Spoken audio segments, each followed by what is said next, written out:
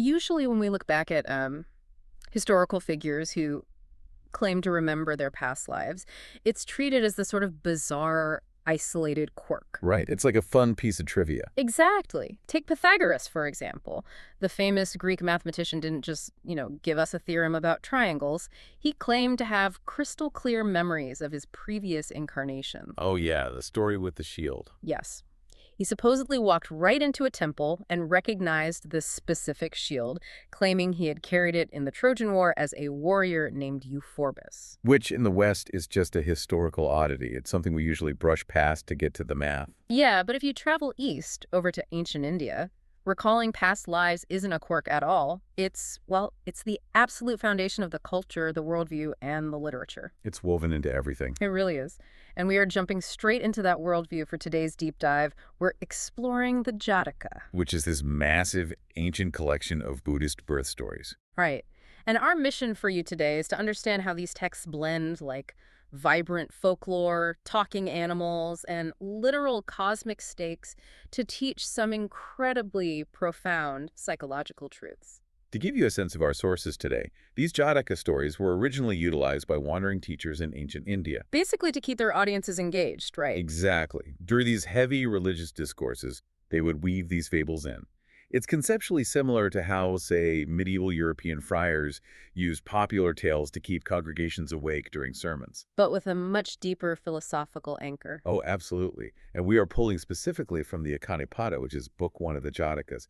Every story in this section revolves around a single quoted verse or a gatotha. Okay, let's unpack this, because before we can even touch the specific tales, the talking deer, the greedy merchants, we have to look at the architecture of these stories. The structure is really fascinating. It is. Every single Jataka tale in this collection follows an identical, highly repetitive, 3-part framework. It feels a bit like a formula at first glance, but that structure is actually doing a lot of heavy lifting. Well, the architecture is the theology in action. You really can't separate the message from the way the story is built. Right. So it always starts with the story of the present.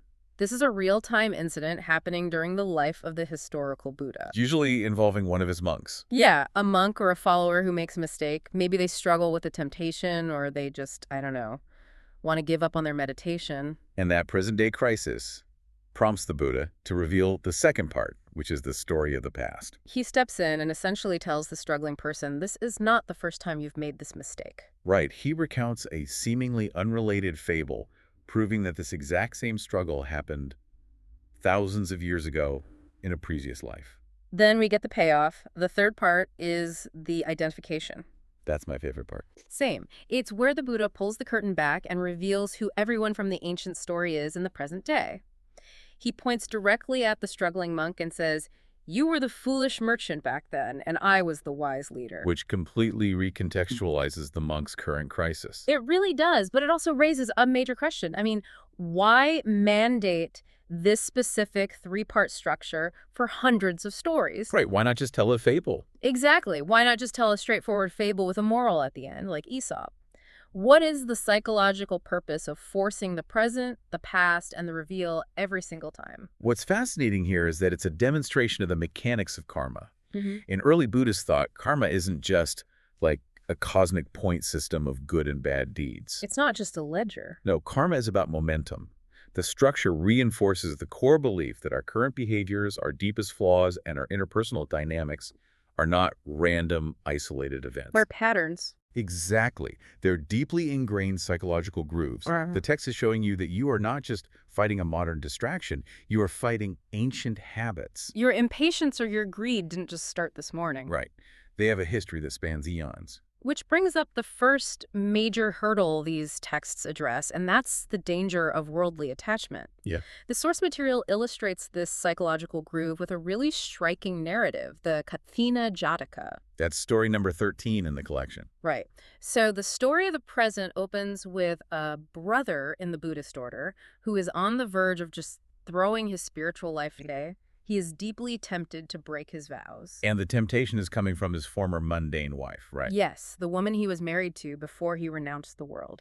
He is caught in this profound internal conflict. So the Buddha steps in with the story of the past to show him the invisible momentum driving this temptation. Exactly. The Buddha recalls a time when he himself was a forest fairy. And in that ancient era, there's this mountain stag who falls desperately in love with a village doe. Which is a terrible idea. Oh, completely terrible idea. The doe knows how the human world operates. She explicitly warns the stag that coming anywhere near the village is a death sentence for a creature of the forest. But his desire is so overwhelming. It completely overrides his survival instinct. So- He follows her anyway. He abandons the safety of his natural environment, just entirely blinded by attachment. And then they run into trouble. Yeah, a hunter ambushes them on the road. The doe, who's walking in front, catches the scent of the man hiding in the brush. Her survival instinct kicks in, and she simply steps aside. Wow. Yeah, she just lets the stag walk ahead of her. The stag gets shot by a single arrow, and the doe instantly flees back to the safety of the village. It's brutal. It is. And the story doesn't spare us the gruesome aftermath either. It vividly describes the hunter skinning the stag, lighting a fire, and cooking his sweet flesh over the embers to feed his children. It's an incredibly stark depiction of cause and effect. Totally. And the moral given here by the forest fairy is intense. He says, "The dawn of passion is bliss, but its end is sorrow and suffering." Right. Then he goes on to declare 3 infamies causing another's death, a land ruled by women, and men who yield to a woman's sway. Now, modern listeners will immediately note how jarring and harsh that moral sounds today. Oh, it definitely sounds incredibly sexist to a modern ear. It does. But to understand why it's codified in the text this way, we have to look objectively at the strict ascetic values of the era. Right, put ourselves in their shoes. Exactly. To these early monks, the ultimate goal was complete liberation from the physical world. Any worldly attachment represented in this specific story by the doe, and in the present by the monk's former wife, was viewed as a fatal anchor. Ah, I see. The text is using the societal norms and gender dynamics of ancient India to hammer home a warning about the total loss of self-control. Yielding your agency to worldly desire, in their view, literally leads you to the slaughter. It's a cautionary tale about how passion short-circuits logic. But, this text doesn't limit this fatal attraction to romantic dynamics. No, it goes broader than that. Yeah, it gets even more insidious when you look at pure, mundane sensory craving. And we see that in the Vatamiga Jataka. That would be Jataka number 14. Mm-hmm. It strips the concept of desire down to its most basic biological level. Right. In this one, we meet a wild wind antelope. And these creatures are notoriously skittish. They are practically impossible for a human to approach. But a royal gardener figures out a loophole. He does. He doesn't chase the antelope, and he doesn't build a snare. He simply coats a little bit of grass and honey and leaves it out. A very patient trap. Exactly. Wow. Day by day, he leaves this honeyed grass, inching the pile closer and closer to the royal palace. And the antelope gets so hooked on the sugar that it completely overcomes its natural biological fear of humans. Wow, just for the sugar. Yeah. It follows the gardener right into the palace courtyard, the door's shut, and it's captured. It willingly trades its freedom for a fleeting taste on the tongue. But this is where I get hung up. The antelope wasn't trapped by force. There were no arrows, no violence. It makes me question how the underlying philosophy views blame here. That's a great question. Like, is the tragedy the antelope's fault for being weak? Or is it the world's fault for being full of hunters with honey? Well, the Buddhist thought presented here leans heavily into personal responsibility regarding our internal states. Okay, how so? The mechanism of the trap is crucial to understand. The external world doesn't create the weakness. The honeyed grass is just an inert object. Right, it's just sitting there. Exactly. The Dumb. trap only springs because the craving already exists within the victim. The honey merely activates an internal flaw. Oh, that makes sense. Think of sensory craving like a compromised immune system. The honey is just the virus that exploits it. The world is full of traps, yes, but you only get caught if you allow your sensory desires to override your wisdom. You essentially build your own cage, piece by piece, craving by craving. The external world is just the bait. The actual prison is in the mind. Wow. But if a simple craving for honey can trap you and end your life, what happens when the internal flaw is something deeply toxic? Like pure malice or extreme greed? That's when things get really heavy. Right. Because if karma is about momentum, does a dark, hateful mindset just fade away when you die? Or does it carve an even deeper groove? That plunges us into the mechanics of how karma carries forward across lifetimes. It's not just that actions have consequences, it's that intense emotional states physically scar the consciousness. And for that, the text gives us the Serivanija Jataka, story number 3. We move away from animals and into the human realm here. Yes. Two hawkers are selling pots and pans in the city of Antapura. They split the streets between them to avoid competing, and in this city there's a family that used to be incredibly wealthy merchants but has fallen on hard times. Just a grandmother and granddaughter left, right? Right, barely scraping by. But sitting amongst their cheap pots is one old, dirty, unused bowl. Covered in grime, completely forgotten by the family. Exactly. The first hawker comes down their street, and he is a notoriously greedy man. The granddaughter begs her grandmother to buy her a trinket, so they offer this dirty bowl in trade. And he takes a look at it. He takes it, secretly scratches a line on the back with a needle, and realizes something shocking. Beneath the grime, it is solid gold. It's worth 100,000 pieces of money. It is the discovery of a lifetime. It's enough wealth to change his destiny. But his internal flaw, that intense greed, hijacks his logic. Instead of offering a fair trade and walking away rich, he decides he wants it for absolutely nothing. Oh, of course he does. He fakes disgust, yells at the women that the bowl isn't worth half a farthing, throws it on the ground, and storms out. He's playing a game. Right. His plan is to let them stew in desperation so he can come back later and take it for free. It's a high-stakes manipulation driven by pure avarice. But later, the second hawker comes down that same street. And this hawker is the Bodhisattva, the Buddha in a past life. He is entirely honest. So he sees the bowl. The women offer him the same dirty bowl. He examines it and immediately tells them the truth. He says, "Mother, this bowl is worth 100,000 pieces. I have in its value with me." Which is an incredible display of detachment from material wealth. I mean, he has 500 pieces of money and goods worth 500 more. And he gives them literally everything he has. All his money, all his stock. He only asks to keep his scales, his bag, and exactly 8 coins to pay the boatman to cross the river to go home. And they agree. They happily agree, and he leaves. But shortly after, the greedy hawker returns, ready to execute his scam. When he discovers he was beaten to the prize by an honest man who actually paid for it, his reaction goes far beyond disappointment. That psychological groove we talked about earlier completely consumes him. He loses his mind. He throws away all his own goods, strips off his clothes, grabs the heavy beam of his scales to use as a club, and sprints to the river to chase down the honest hawker. He's just totally out of control. He gets to the bank just in time to see the boat pulling away, and the text describes his reaction vividly. It says his heart cracked like the mud at the bottom of a tank, which the sun has dried up. Goodness. He literally dies on the spot from intense sorrow and hatred. The sheer force of his own toxicity destroys his physical body. Which is such a visceral image, but it raises a massive question. If he dies, is that it? Like, game over, the karmic debt is settled. Not even close. Here is the ultimate twist in the identification phase of this story. The Buddha reveals that the honest hawker was himself, but the greedy hawker, that was the very first incarnation of Devata. Wait, really? The origin story of that entire cosmic rivalry? It is. For listeners familiar with Buddhist history, Devadatta is the ultimate antagonist. Yeah, he's the Buddha's cousin, right? Exactly. His eternal rival who constantly tries to undermine, schism, and even assassinate the Buddha throughout his historical life. What the Jataka is doing here is showing the mechanical origin of that hatred.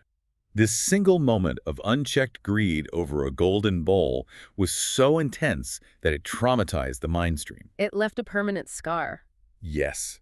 It created a karmic gravity so strong that it pulled these two figures into conflict for thousands of years. It illustrates how one malicious act, one moment where you let hatred consume you, can cement a dark karmic trajectory for eons. It's not just a bad day, it's a bad millennium. Exactly. But, we've spent this whole time talking about these heavy karmic chains, these traps we build out of craving, and the gravitational pull of our own hatred. How do you actually break out of this system? That is the big question. Is it just about sitting in a cave and ignoring the honeyed grass? To break the cycle, you need a force more powerful than attachment or greed. You need selfless compassion. And the mechanics of that are perfectly illustrated in the Nigrodhamiga Jataka. That's story number 12. Let me set the scene for this one. The king of Benares is obsessed with hunting. To a really unhealthy degree. Yeah, he loves it so much, he actually forces his subjects to stop working just so they can hunt with him. So to save themselves the daily disruption, the townspeople essentially build a massive pen, a royal pleasaunce. Right, they herd all the forest deer into it so the king has a convenient captive hunting ground. They create an inescapable ecological nightmare for these animals. That's a horrible situation. It really is. Oh. Trapped inside are two distinct herds. One is led by branch deer, and the other is led by King Banyan Deer, who is the bodhisattva. And he's described quite majestically. Oh, beautifully. He is golden-hued, his eyes are like round jewels, and his hooves look as though they are lacquered. Very regal. Yes. And to stop the deer from being needlessly terrified and wounded by the king's random volleys of arrows every day, Banyan Deer negotiates a cold, pragmatic system. They hold a lottery. Right. Every day, one deer will voluntarily go to the chopping block. It's grim, but it introduces order. It spares the rest of the herd the daily panic of being hunted. But one day, the lot falls on a pregnant doe from Branch Deer's herd. She goes to Branch Deer and begs him to skip her turn just until she gives birth, so two lives aren't lost for the price of one. A very reasonable request. You would think. But Branch Deer refuses. He tells her the lottery is the law, and she has to bear the consequences of her own fortune. Desperate, she goes to King Banyan Deer. And this is where the philosophical pivot of the entire text happens. Banyan Deer tells her to go away in peace. He says he will take her turn himself. Wow. This magnificent golden king of the deal walks up and willingly lays his head on the executioner's block. When the human king arrives and sees the leader of the herd on the block, he is just stunned. So he had actually granted Banyan Deer personal immunity previously. Exactly. When Banyan Deer explains why he is there, the king is so moved by the self-sacrifice that he spares his life, and the pregnant does life. But Banyan Deer refuses to stand up. He keeps his head on the block. He says, "What about the rest of the deer?" The king says, "I spare them too." Banyan Deer pushes further. "What about the four-footed creatures outside this park?" And the king spares them. Yeah. "What about the birds?" Spared. "What about the fish in the water?" Spared. Banyan Deer literally negotiates blanket immunity for every living creature in the ecosystem before he gets off that chopping block. It is a sweeping, staggering moment of leverage. Why does this specific story serve as the emotional climax of these early texts? We've talked about surviving traps and avoiding greed. What makes this different? Well, this raises an important point. It marks the evolution from personal defense to universal offense. Okay, what do you mean by that? The earlier stories, Mhm. like the stag and the antelope, focused on personal asceticism. Don't give in to your desires. Guard your own senses. Protect your own karma. Right, it's very individualistic. It's a very inward-looking defensive morality. Banyan Deer shifts the focus entirely to universal salvation. He doesn't just save himself or his friends or his species. He uses his position to dismantle the entire ecosystem of suffering. He doesn't just avoid the trap, he breaks the trap for everyone else. That is the perfect encapsulation of the Bodhisattva ideal. True enlightenment in this tradition isn't just about detaching from the world to save yourself. It is about willingly engaging with the suffering of the world to save others. It's beautiful. It really is. Placing his own head on the block for a stranger acts as a karmic anti-venom. It doesn't just change the deer's fate. It profoundly transforms the heart of the human king, breaking his cycle of violence as well. That brings our deep dive full circle. We've journeyed through these ancient sources, examining the deep psychological grooves they describe. We saw the tragic mountain stag who let passion override his survival instincts. We analyzed the wild antelope, proving that the trap is built by our own internal cravings. We witnessed the greedy hawker whose malice scarred his consciousness so deeply it birthed a rivalry for the ages. And finally, the noble Banyan Deer. Showing us how selfless compassion can literally rewrite the rules of the world. Which leaves you, the listener, with one final thing to mull over today. I'm ready. If we accept the underlying premise of the Jatakas, that our current struggles, our anxieties, and our toxic reactions are just echoes of patterns we've repeated for lifetimes, how does that change the way you view your own recurring mistakes right now? That's a heavy thought. It is. The next time you find yourself repeating a bad habit or giving into a craving you know is destructive, pause and ask yourself, are you just the mountain stag, blindly walking into the exact same trap you've fallen into 1,000 times before?